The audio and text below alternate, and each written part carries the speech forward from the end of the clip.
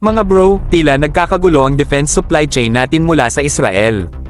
Ayon sa ulat ng Israeli business news outlet na Globes, hindi natupad ng Israeli defense companies ang kanilang contractual obligations sa Pilipinas dahil sa priority manufacturing policy para sa kanilang sariling military forces sa gitna ng giyera sa Gaza at Lebanon.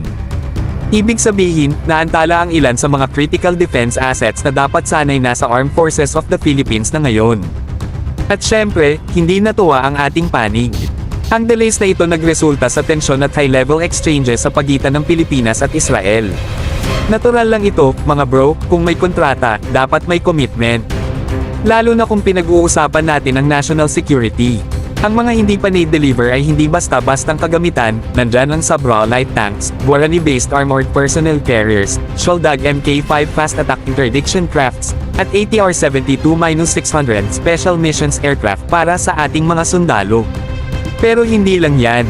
May maraming sub-projects pa na naapektuhan, kasama na ang mga Typhoon remote-controlled weapon stations, Spike NLOS at Spike Air missiles, iDerby at Python 5 air-to-air missiles, at iba pang sensors, communications gear, at C4 ISTAR systems na mahalaga sa ating operasyon.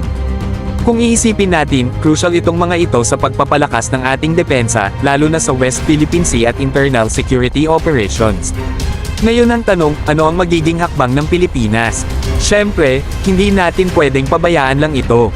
Ang national defense natin ay hindi dapat ma-hostage ng foreign suppliers kahit gaano pa sila ka-reliable noon. Dapat maging mas strategic tayo sa pag-diversify ng ating military acquisitions.